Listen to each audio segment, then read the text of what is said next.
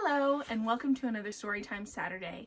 My name is Helena Murray, and today we are going to be reading The Little Wooden Robot and the Log Princess. This book was provided to us once again by our friends over at Brightside Bookshop. Make sure you visit them in store or online to find this book and other books like it. The Little Wooden Robot and the Log Princess by Tom Gauld. There once lived a king and queen who happily ruled a pleasant land, but they had no children. So one night the king went to see the royal inventor, and the queen went to see a clever old witch who lived in the woods. They both asked for the same thing, a child. The inventor set to work straight away. She used her finest tools and her most ingenious designs, and she built a wonderful, intricate little wooden robot.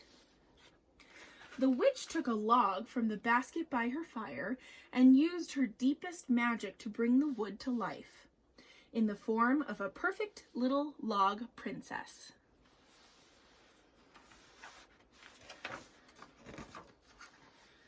The king and queen and the princess and the robot all loved each other instantly. The log princess was bold and clever, but she had a secret. Each night when she fell asleep, she turned back into a log and would stay like that until she was woken by the magic words, "Awake, little log, awake." The little wooden robot was brave and kind. So kind, in fact, that he let a family of beetles nest in his workings, even though it tickled sometimes. Every day the robot would wake his log sister, and they would play in the castle and the gardens until the sun went down and they were tired out.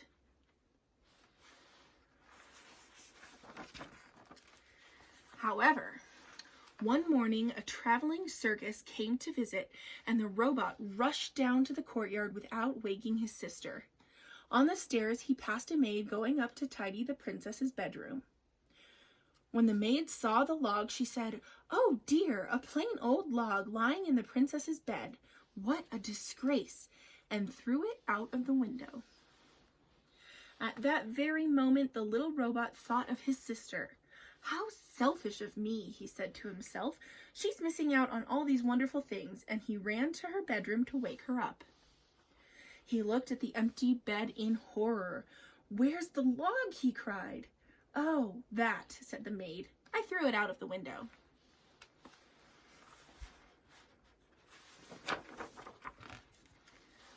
The robot looked out and spied the log rolling across the courtyard. He raced down, but the castle was atop a steep hill, and the log had rolled through the gate, over the drawbridge, and down toward the village. A goblin was pushing a barrow of logs through the village, and the princess log rolled right up to him. "What a lucky day," he said. "Another fine log for my load." The goblin took the logs to the river, where a barge was tied up. The captain paid him a copper coin, and his barrow load was tipped into the barge with hundreds and hundreds of other logs.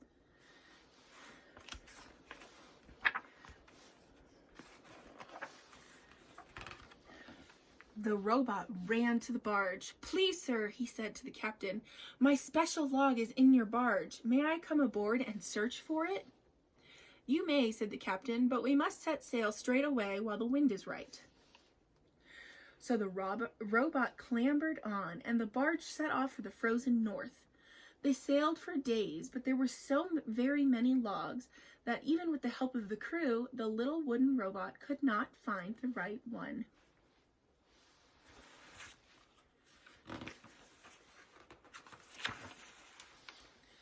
They arrived and unloaded the cargo.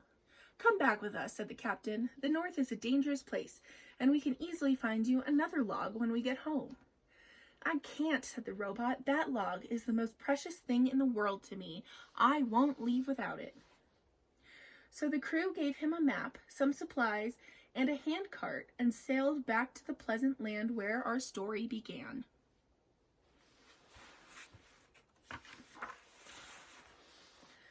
The night was long and cold. The little wooden robot shivered as he searched. Then something caught his eye, something familiar. He reached into the pile and pulled out a log. It was the princess. He danced for joy with the log in his arms and was about to recite the magic words when he realized how awful it would be for his poor sister, who had fallen asleep in her cozy little bed, to wake here, freezing and far from home. So he put her into the handcart, tucked a blanket around her, took up the handle, and began the long walk home.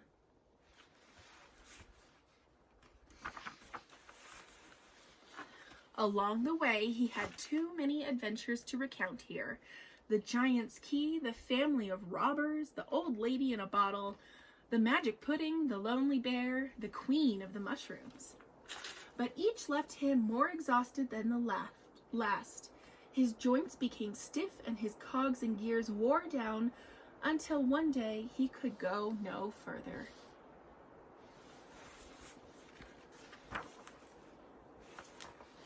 With the last of his strength, he said the magic words, woke the princess and told her what had happened, how it was all his fault, and that he understood that she would probably never forgive him.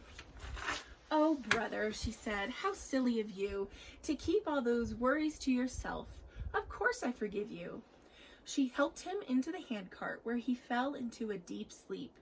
She took the map and the handle of the cart and continued the walk home. She, too, had many adventures.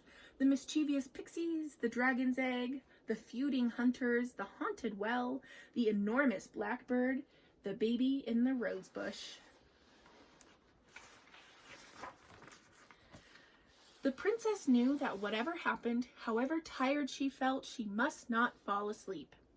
But one night, as she was trudging through a dark forest, which she was sure couldn't be that far from home, she began to yawn. And then she yawned some more, and her eyes felt heavy, and her legs felt tired, and she thought of her cozy little bed in the castle. "Perhaps I shall close my eyes just for a moment," she said, and with that she fell asleep and, pop, turned into a log.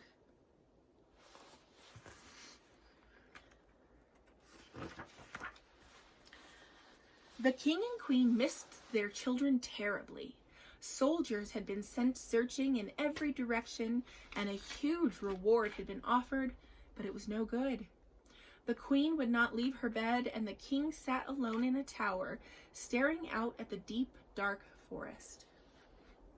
Little did he know that in the forest was a clearing, and in that clearing was a handcart, and in the handcart was a little wooden robot, and in that robot's worn-out, broken-down workings, the family of beetles was wondering why everything was so still and quiet.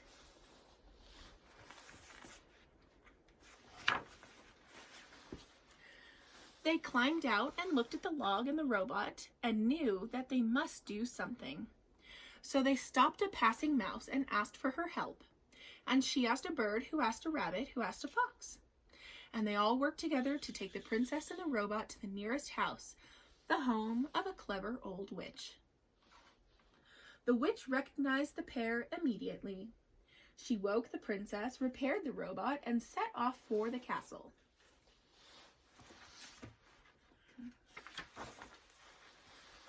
The king could hardly believe his eyes as he watched the little group, all crowded onto a broomstick, fly over the forest and set down in the castle courtyard. The robot and the princess and the queen and the king all hugged and laughed and cried.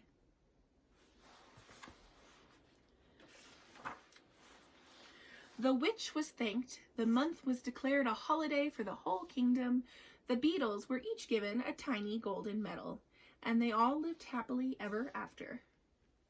The end. Thank you so much for joining me today to read this book together. We here at the ARB wish you a very happy new year, and we hope to see you back when we open in May. Thank you so much for joining me, and make sure you check out Brightside Bookshop in downtown Flagstaff. Thanks so much. Bye.